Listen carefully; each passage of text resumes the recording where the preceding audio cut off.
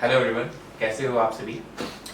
इस एक्सरसाइज में हम करेंगे chapter areas related to circle, exercise 12.2, question number 5। ठीक है, ये क्वेश्चन हम करेंगे। ये क्वेश्चन बहुत इंपॉर्टेंट है और इस क्वेश्चन को आप काफ़ी ध्यान से देखिए, क्योंकि ये जो क्वेश्चंस है, अब जो आने वाले क्वेश्चंस होंगे हमारे इस एक्सरसाइज के, उसका बेसिक यहीं पे ही छुपा है। अगर आपको ये अच्छे से आ गया तो आने वाले क्वेश्चंस में आपको प्रॉब्लम नहीं होगी, अदरवाइज प्रॉब्लम होगी। सो इसको ध्यान से देखो, ठीक है। सो स्टेप बाय स्टेप हम आगे बढ़ते हैं, ठीक है।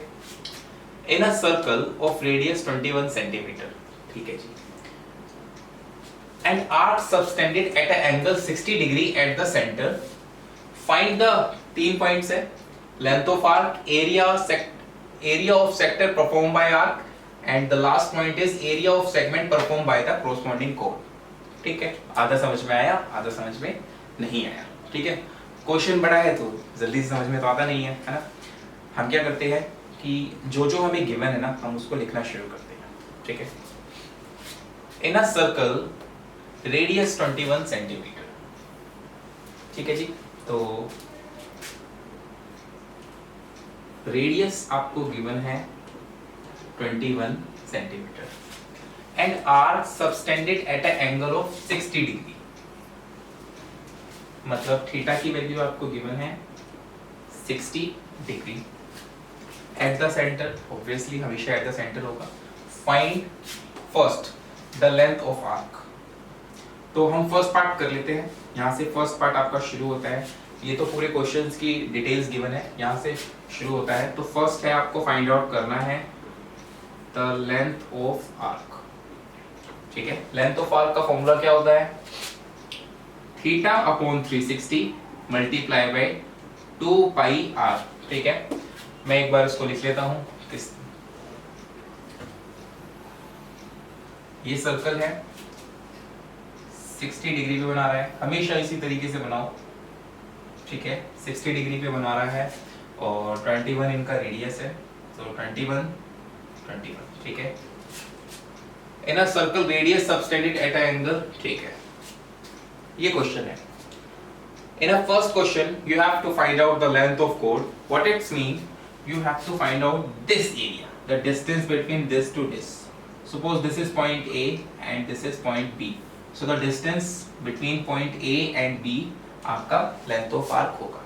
So length of arc का फॉर्मूला होता है theta upon 360 multiply by 2 pi r. क्या हमारे पास थीटा की वैल्यू है? Yes, 60 degree. क्या हमारे पास आर की वैल्यू है? Yes, 21 degree. सो ये तो बहुत इजी क्वेश्चन है, हमें सिर्फ वैल्यूज को पुट करना है और उसको सोल्व करना है। तो चलिए आगे बढ़ते हैं। तो theta is 60 degree upon 360 multiply by 2 into pi, कुछ गिवन नहीं है तो 22 अपॉन 7 इंटू आर, आर आपका है 21, ठीक है। 10 से 10 कैंसिल, मैं इसको रेड मार्कर से कर देता हूँ, ठीक है। चलिए एक ही बात है, तो 6 1 6 और 6 6 36, ठीक है। और अब क्या कर सकता हूँ, अब सर ये कर सकता हूँ 7 1 7 7 3 21। सो यहाँ पे 3 आएगा, 2 से डिवाइड करूंगा तो 1 और ये 1 और ये भी 1। सो यहाँ से आपका सब कुछ कैंसिल आउट हो चुका है और आपका आंसर बचा है सिर्फ 22। देखो ये भी पूरा कट गया, ये भी कट गया, ये भी कट गया, ये भी कट गया, सिर्फ एक ये वैल्यू आपकी बची है। तो मैंने यहाँ लिख दिया 22 सेंटीमीटर स्क्वायर, है ना। सेंटीमीटर स्क्वायर आएगा ना? नहीं, सेंटीमीटर स्क्वायर नहीं आएगा। क्यों नहीं आएगा? यहाँ पर अच्छा लेंथ, क्या कभी भी लेंथ आपकी सेंटीमीटर स्क्वायर में हो सकती है? मैंने आपको बताया था कि सिर्फ एरिया ही सेंटीमीटर स्क्वायर में हो सकता है। सो यहाँ पर लेंथ है तो आपका आंसर सेंटीमीटर में आएगा, ठीक है। सो यहाँ से आपका फर्स्ट स्टेप कंप्लीट हुआ। So the length of arc is, so last में लिखो, so the length of arc is 22 centimetre, ठीक है। First part the length of arc is, so second area sector perform by arc, मतलब perform by arc, इससे जो area बनता है मतलब ये वाला, ठीक है। एरिया ऑफ सेक्टर उन्होंने पूछा है, काफी इजी क्वेश्चन है, ठीक है। तो सेकेंड पॉइंट मैं आपको यहाँ कराता हूँ। Second point, so area of sector is equal to theta upon 360 multiply by pi r square, मतलब थीटा आपका 60 degree upon 360 multiply by 22 upon 7 multiply by 21 into 21। R का स्क्वायर है जो कि आर आपकी रेडियस 21 है, ठीक है। सो सेम यहाँ पे आपका 6 आएगा और इसको कट करोगे तो आपका 3 आएगा, 7 3 21 और ये 3 आएगा तो ये 11 हो जाएगा। 2 के टेबल से कट किया है तो 1 और 1। सो यहाँ से आपका फाइनल आंसर आना चाहिए 11 इंटू 21, ठीक है। तो 11 इंटू 21 जब आप करोगे तो आपका आंसर आएगा 231 सेंटीमीटर स्क्वायर। इस बार आपका आंसर सेंटीमीटर स्क्वायर में आएगा क्योंकि आप एरिया निकाल रहे हो, ठीक है। सो सेकंड पार्ट भी काफी इजी है। So the area of sector is equal two is 231 centimetre square, ठीक है। अब हम आते हैं थर्ड पॉइंट पे, ठीक है। Third point, the area of segment performed by the corresponding arc. इस वर्ड बहुत इंपॉर्टेंट है जो कि क्वेश्चन को पूरा सॉल्व कर देता है। कॉरस्पॉन्डिंग आर्क का मतलब होता है जहां पे सेक्टर बनता है वहीं पे ही आपको कोड बनानी है, ये, ठीक है, हमेशा यहीं पे बनानी है, ठीक है। Find the area of segment which is performed by the corresponding code, मतलब आपको एरिया ऑफ सेगमेंट याद करो। सेगमेंट बनता है with the help of code, sector बनता है with the help of radius. तो सेगमेंट पूछा है तो इसका मतलब इस बार इन्होंने ये चीज आपसे पूछी है, find the area of segment. अब आप एक कंफ्यूज होगे कि सर यहाँ पे तो इन्होंने सिर्फ सेगमेंट बोला है, तो segment can be minor segment और major segment, so how can we ensure कि हमें एवरी टाइम इनर सेगमेंट ही निकालना है। तो यहाँ पे इन्होंने कॉरस्पॉन्डिंग बोला है तो कॉरस्पॉन्डिंग से यहीं से बनता है, ठीक है। ये हिंट है, हमेशा ध्यान रखना, कॉरस्पॉन्डिंग मतलब ये वाली आर्क, ठीक है। सो थर्ड पॉइंट मैं आपका यहाँ पे सोल्व करूंगा, थोड़ा सा लेंदी है ये, तो स्पेस की जरूरत है। तो यहाँ से अब आप इस वीडियो को पॉज कर लीजिए, ठीक है, इसको नोट डाउन कर लीजिए और अब मैं आगे कराऊंगा। ये वाला मैं आपका इरेज कर देता हूँ, ठीक है।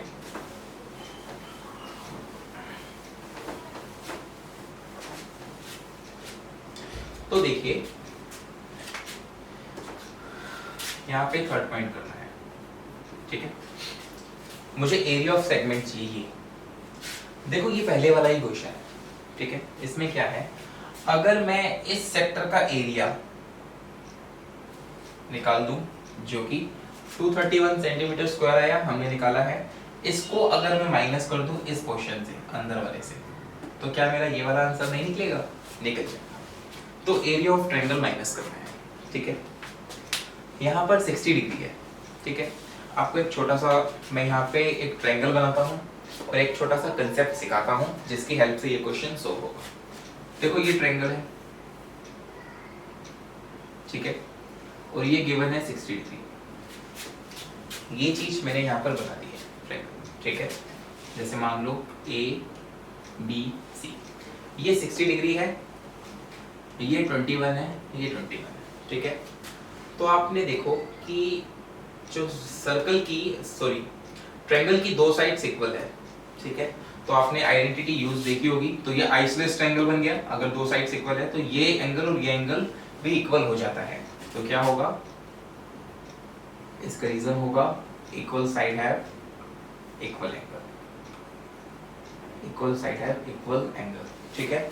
मैं इसको प्रूव कर रहा हूँ इक्विलैटरल ट्रायंगल, ठीक है। अब हमें पता है कि एंगल, अगर मैं इसको x मान लेता हूँ तो ये भी x हो गया, क्योंकि ये दोनों इक्वल है, जिनकी साइड्स इक्वल होती है उनके एंगल्स भी इक्वल हो जाते हैं।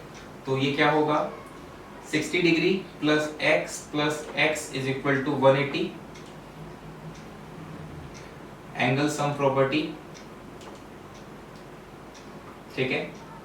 एक ट्रायंगल का सम 180 डिग्री होता है, तो यहाँ से होगा 60 डिग्री x प्लस x आपका हो गया 2x is equal to 180। So 2x is equal to 180 minus 60 degree, RHS में जाएगा तो साइन चेंज होता है। So 2x is equal to 120. So from here x is equal to 120 upon 2, that is 60 degree. So यहाँ से ये 60 degree निकल गया है, ये 60 है तो ये 60 है। अब आपको पता है जिस ट्रायंगल में सभी साइड्स इक्वल होती है, जिस ट्रायंगल में सभी एंगल्स इक्वल होते हैं, सॉरी साइड्स नहीं एंगल्स, उसको इक्विलेटरल ट्रायंगल कहते हैं। ठीक है, तो ये हमें प्रूव करना था। और एक चीज आप हमेशा ध्यान रखना, ये सारी चीज आपको समझाने के लिए है, ये सारी चीजें आपको समझाने के लिए है। जब कभी भी आप यहाँ 60 डिग्री देखो, आंख बंद करके इक्विलेटरल ट्रायंगल उसको मान लेना, क्योंकि रेडियस हमेशा इक्वल होती है। ठीक है, तो अब इस क्वेश्चन में आगे बढ़ते हैं, मैं इसको इरेज कर देता हूँ।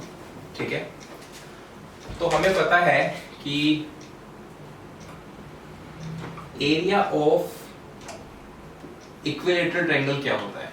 Area of equilateral triangle, area of equilateral triangle आपका होता है √3/4 मल्टीप्लाई बाय साइड स्क्वायर। ये आपका एरिया ऑफ इक्विलेटरल ट्रायंगल होता है। तो with the help of this formula we can easily find out the portion, the area of portion of this triangle. ठीक है, so it will be √3/4 multiply by side square. Side is mention, that is 21 into 21। ठीक है, so this will be √3 into 21 into 21 आपका होता है 441, 24 का square होता है 441। तो यहाँ से आपका फाइनल आंसर आना चाहिए 441 √3/4 centimetre square is what is the area of equilateral triangle. Area of equilateral triangle. ठीक है, आपका एरिया ऑफ इक्विलेटरल ट्रायंगल इतना आ गया है। अब मैंने क्या बताया था, एरिया ऑफ सेगमेंट। ये वाला क्वेश्चन कैसे निकलेगा, अगर मैं सेक्टर के एरिया में से इस ट्रायंगल को माइनस करूंगा, अगर मैं सेक्टर के एरिया से इस ट्रायंगल को माइनस करूंगा तो मुझे मेरा सेगमेंट, कॉरस्पॉन्डिंग सेगमेंट का एरिया मिल जाएगा। सो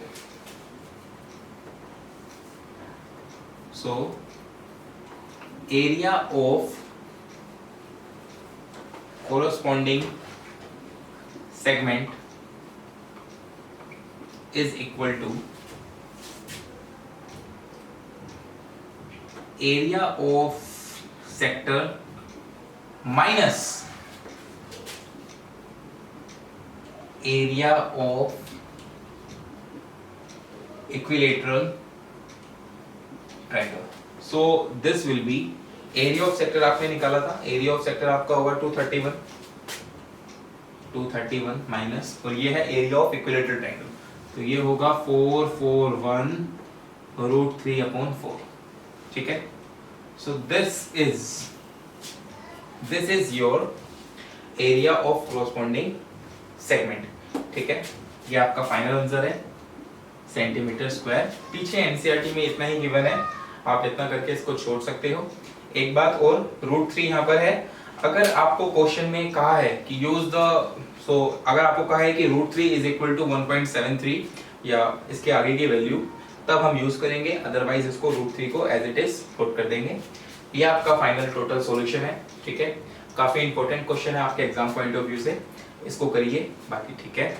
और कोई भी अगर आपको डाउट है सो आप प्लीज मुझे कमेंट में मेंशन करिए। ठीक है, और अगर आपको हमारा वीडियो पसंद आया तो प्लीज इसको लाइक करिए, सब्सक्राइब करिए और अपने फ्रेंड्स से शेयर करिए, जिनसे उनकी भी हेल्प हो सकती है। Thank you so much. ठीक है, thank you so much for watching this video.